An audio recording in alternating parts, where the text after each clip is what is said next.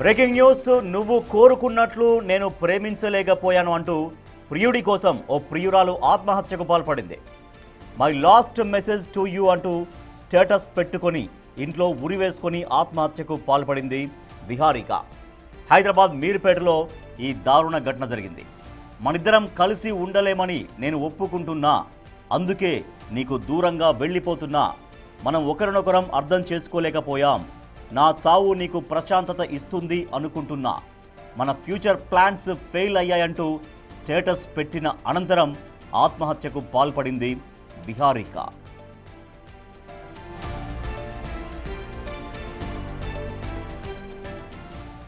BTech third year చదువుతున్న విహారిక స్థానికంగా ఉండే జై కిషోర్ కొన్ని సంవత్సరాలుగా ప్రేమించుకుంటున్నారు.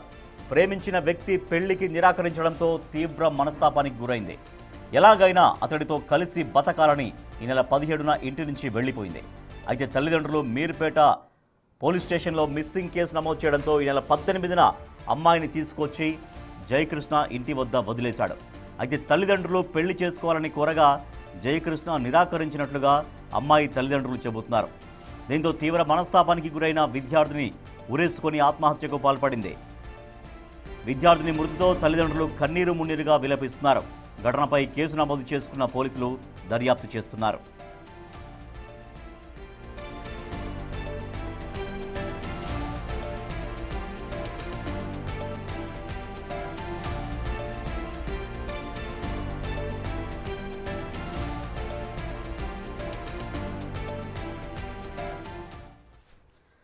నువ్వు కోరుకున్నట్లు నేను ప్రేమించలేకపోయాను అంటూ ప్రియుడి కోసం ప్రియురాలు ఆత్మహత్య చేసుకుంది.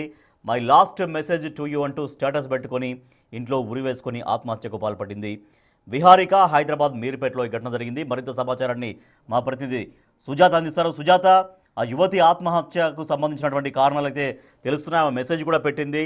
తన చివరి మెసేజ్ ఇదే అంటూ, ఇకనైనా ఇప్పటి నుంచి సంతోషంగా ఉండు అంటూ తను ప్రేమించినటువంటి వ్యక్తి పైన మెసేజ్ అంటే చాటింగ్ ఒక స్టేటస్ పెట్టుకుని మరి ఆత్మహత్యకు పాల్పడింది. సో పేరెంట్స్ ఏమంటున్నారు? ఆత్మహత్య గల కారణాలు ఎగ్జాక్ట్గా ఇంకేం తెలుస్తున్నాయి?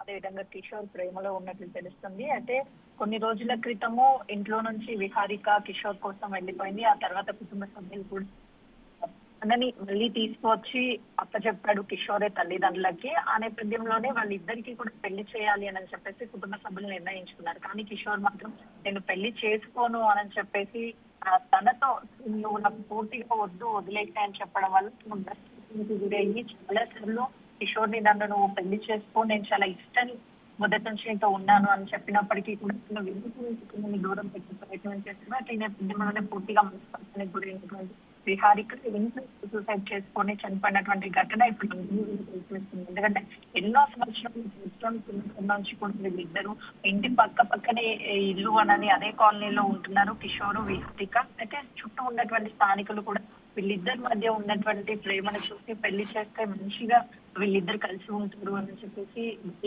చేశారు. అంటే వీళ్ళిద్దరికి రెగ్యులర్ గా కలవడం కావచ్చు, అదేవిధంగా కుటుంబ సభ్యులకి తెలియడము ఇదంతా కూడా జరిగింది. అయితే ఇప్పుడు విహారికని వద్దు అనడంతోనే మనస్తాపానికి గురయ్యేటువంటి ముందు కూడా, ఆత్మహత్య చేసుకునేటువంటి ముందు కూడా తను వాట్సాప్ స్టేటస్ కూడా పెట్టుకుంది. అంటే నేను ఎంతగానో ప్రేమించాను అని చెప్పి ఒక ఎమోషనల్ గా పెట్టింది.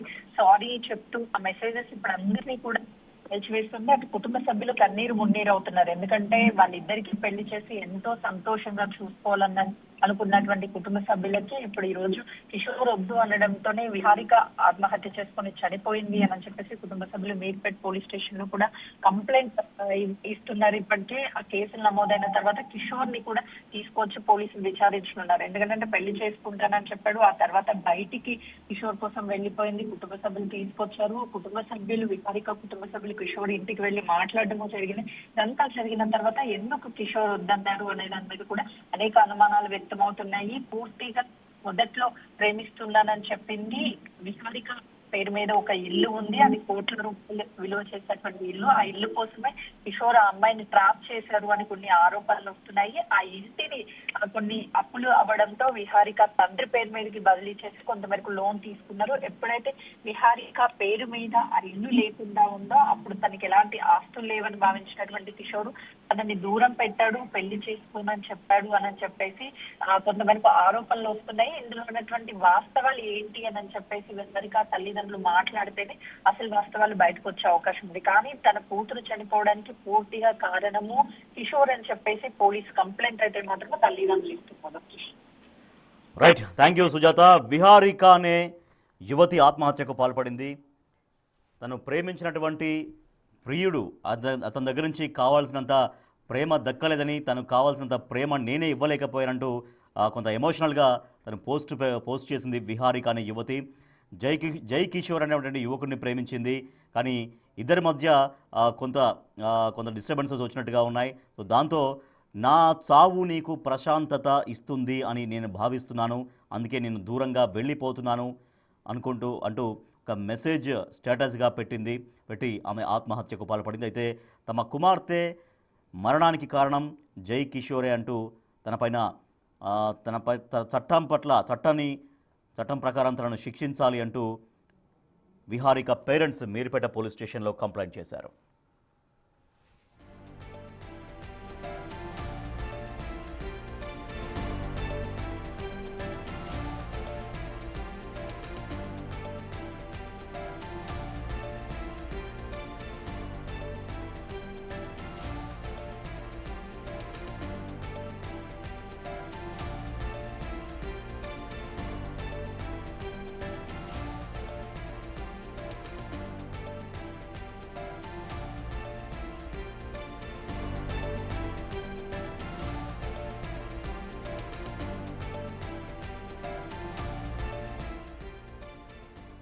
ఎస్, నువ్వు కోరుకుంటున్నట్లు నేను ప్రేమించలేకపోయాను అంటూ ప్రియుడి కోసం ఒక ప్రియురాలు ఆత్మహత్య చేసుకున్నటువంటి ఒక విషాదకరమైన ఘటన ఇది. My last message to you అంటూ స్టేటస్ పెట్టుకుని ఇంట్లో ఉరివేసుకుని ఆత్మహత్యకు పాల్పడింది విహారిక అనే ఒక యువతి. సో బీటెక్ థర్డ్ ఇయర్ చదువుతోంది. హైదరాబాద్ మీర్పేటలో ఈ ఘటన జరిగింది. మన ఇద్దరం కలిసి ఉండలేమని నేను ఒప్పుకుంటున్నా, అందుకే నీకు దూరంగా వెళ్ళిపోతున్నా, మనం ఒకరినొకరం అర్థం చేసుకోలేకపోయాం, నా చావు నీకు ప్రశాంతత ఇస్తుంది అని అనుకుంటున్నా, మన ఫ్యూచర్ ప్లాన్స్ ఫెయిల్ అయ్యాయి అంటూ స్టేటస్ పెట్టుకొని అనంతరం ఆత్మహత్యకు పాల్పడింది Viharika. So BTech third year చదువుతున్నటువంటి యువతి. సో తల్లిదండ్రులు ఎంతో కష్టపడి పెంచి చదివించి ఎన్నో ఆశలు ఉంటాయి. వాళ్ళ పిల్లలు రేపొద్దున జీవితంలో బాగా స్థిరపడాలి, 10 మందికి ఆదర్శంగా ఉండాలి, గొప్పగా రాణించాలి జీవితంలో అంటూ ఎన్నో ఆశలు పెట్టుకుంటారు. అది యువతి పైన కావచ్చు, యువకుడి పైన కావచ్చు, తమ కుమారుడు కావచ్చు, తమ కుమార్తె కావచ్చు. ఎంతో వాళ్ళకి నిజంగా ఆర్థిక వెసులుబాటు లేకపోయినా సరే ఎంతోమంది పేరెంట్స్ ఎన్నో కష్టాలకు వచ్చి అవసరమైతే అప్పులు తీసుకొచ్చి మరి తమ పిల్లల్ని చదివిస్తూ ఉంటారు. సరే, కానీ ఇటువంటి కారణాల చేత తల్లిదండ్రుల ప్రేమను మరిపించేంత ప్రేమ ఉంటుంది అని బయట నమ్మి ఈ రకంగా ప్రేమాయణం మొదలుపెట్టి తర్వాత ఆ ప్రేమలో వచ్చేటువంటి సమస్యలు కొన్ని తట్టుకోలేక, అది ఇంట్లో చెప్పుకోలేక తమకు తామే మదనపడి ఈ రకంగా ప్రాణాలు తీసుకున్నటువంటి యువకులు కావచ్చు, యువతులు కావచ్చు ఎంతోమంది ఉన్నారు. సో బీటెక్ థర్డ్ ఇయర్ అంటే జీవితంలో స్థిరపడడానికి ఒక మంచి స్టెప్గా ఒక కోర్స్ ఆమె చేస్తూ ఉంది. ఆల్రెడీ బీటెక్ చదువుతుంది. తర్వాత ఎన్నో అవకాశాలు ఉంటాయి జీవితంలో, చాలా గొప్పగా రాణించేటువంటి అవకాశాలు ఉంటాయి. వాళ్ళ తల్లిదండ్రులు ఎంతో కష్టపడి బీటెక్ చదివించారు. తర్వాత ఫర్దర్గా తనకి ఇంకా తన ఆలోచన ప్రకారం, తన డ్రీమ్స్ ప్రకారం ఇంకా ఎన్నో ఒక ఉన్నత శిఖరాలకు ఆమె చేరుకోవచ్చు. కానీ ప్రేమ అనే ఒక మాయలో పడి ఈ రకంగా తనువును చాలించుకున్నటువంటి ఘటన మనం చూస్తున్నాం. ఇట్లా ఎంతోమంది యువతులు కావచ్చు, యువకులు కావచ్చు ప్రేమ వలలో చిక్కుకుపోయి, సో దాంట్లో నిజంగా సమస్యలు ఏమైనా వస్తే వాటిని అధిగమించలేక నిజంగా జీవితంలో స్థిరపడిన తర్వాత ప్రేమ పెళ్ళి అంటే కొంతవరకు పేరెంట్స్ కూడా కొంతవరకు అడ్డు చెప్పకపోవచ్చేమో. కానీ ఈవెన్ ఈ సమయంలో ప్రేమ ఉన్నప్పటికీ కూడా వాళ్ళ ఫర్దర్ ఏంటి, వాళ్ళ ఫ్యూచర్ ఏంటి, వాళ్ళ భవిష్యత్తు ఏంటి అనేది దానిపైన పూర్తిగా దృష్టి సారించి దానిపైన ఫోకస్ చేస్తే ఇటువంటి ఘటనలు జరగకుండా ఉంటుంది. సో అమ్మాయిలు మీకేమైంది? బీటెక్లో మీరు ఫోకస్ పెట్టాల్సింది చదువు మీద, ఇలాంటి చిల్లరగాళ్ల మీద కాదు. వాడు ప్రేమించకపోతే జీవితం అయిపోతుందా? వాడెవడో తెలియకుండానే 18-19 ఏళ్ళు పెరిగావు కదా. సో 18-19 ఏళ్ళు మీ తల్లిదండ్రుల దగ్గరే పెరిగావు కదా. వాడెవడో తెలియదు. బీటెక్లో నువ్వు జాయిన్ అయ్యే వరకు వాడెవడో పరిచయం లేదు. అంటే 18-19 ఏళ్ళు తల్లిదండ్రుల పెంపకంలో వాళ్ళు అందించినటువంటి ప్రేమ, వాళ్ళు అందించినటువంటి వాత్సల్యంతో పెరిగావు కదా. వాడు లేకపోతే ఇక జీవితమే ఉండదా? నీ మీదే ఆశలు పెట్టుకున్న తల్లిదండ్రుల సంగతి ఏంటి? నిన్ను గుండెల మీద పెంచుకున్న వాళ్ళ పరిస్థితి ఇప్పుడు ఏంటి? ఈ వయసులో ఉండేది కేవలం ఆకర్షణ మాత్రమే. దాన్ని ప్రేమ అని భ్రమపడకండి. నిజమైన ప్రేమ మీరు సెటిల్ అయ్యాక తెలుస్తుంది. నిజమైన ప్రేమ మీపై మీ తల్లిదండ్రులు చూపించే దానిలో ఉంటుంది. నైస్గా 4 మాటలు చెప్పగానే ఐస్ అయిపోకండి. వాడి బుట్టలో పడి జీవితాన్ని కోల్పోకండి. అమ్మాయిలు మీరే వినాలి ఇదంతా. మీకేమైంది అసలు? ఎందుకు తల్లిదండ్రులని కాదని దాదాపుగా 18-19 ఏళ్ళ నుంచి తల్లిదండ్రులు మీకు చిన్నప్పటి నుంచి మీరు ఏది అడిగితే అది శక్తికి మించి కూడా అందించేటువంటి పేరెంట్స్ ఎంతోమంది ఉంటారు. ఆర్థికంగా బాగా పరిస్థితులు లేకపోయినప్పటికీ కూడా అప్పో సప్పో చేసి మా అమ్మాయి బాగా చదువుకోవాలి, మా అమ్మాయి జీవితంలో గొప్పగా ఎదగాలి, తన కాళ్ళపైన తను నిలబడడం కాకుండా 10 మందికి ఆదర్శంగా ఉండాలి, మేము చాలా గర్వంగా మా అమ్మాయి గురించి మేము చెప్పుకోవాలి అనేది ప్రతి తల్లి ప్రతి తండ్రి చేసేటువంటి ఆలోచన, వాళ్ళ పిల్లల పట్ల వాళ్ళు పెంచుకునేటువంటి ఒక కళ. అటువంటి మీరు ఇట్లా ఒక ప్రేమ అనే మాయలో, ప్రేమ అనే మోజులో, ప్రేమ అనే మత్తులో పడి ఈ రకంగా జీవితాలని సర్వనాశనం చేసుకుంటున్నారు అమ్మాయిలు. బీటెక్లో మీరు ఫోకస్ పెట్టాల్సింది చదువు మీద, ఇట్లాంటి చిల్లరగాళ్ల మీద కాదు. వాడు ప్రేమించకపోయినంత మాత్రాన జీవితం అయిపోతుందా? అసలు వాడెవడో నీకు తెలియకుండానే 18-19 ఏళ్ళు అమ్మా నాన్నల దగ్గర పెరిగావు కదా. వాడు లేకపోతే ఇక జీవితమే ఉండదా? నీ మీదే ఆశలు పెట్టుకున్న తల్లిదండ్రుల సంగతి ఇప్పుడు ఏంటి? నిన్ను గుండెల మీద పెంచుకున్న వాళ్ళ పరిస్థితి ఏంటి? ఈ వయస్సులో ఉండేది కేవలం ఆకర్షణ మాత్రమే. దాన్ని ప్రేమ అని భ్రమపడకండి. నిజమైన ప్రేమ మీరు సెటిల్ అయ్యాక, మీ ఆలోచన మరింతగా పరిణితి చెందాక కలుగుతుంది. నిజమైన ప్రేమ మీపైన మీ తల్లిదండ్రులు చూపించే దానిలో మాత్రమే ఉంటుంది.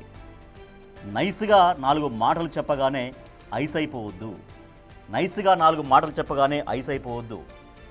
ఇట్లా ఎన్నో చెప్తారు, 4 మాటలు చెప్తారు మిమ్మల్ని ఆకర్షించడం కోసం, మీతో స్పెండ్ చేయడం కోసం, మీతో ఉండడం కోసం 4 మాటలు చెప్తారు.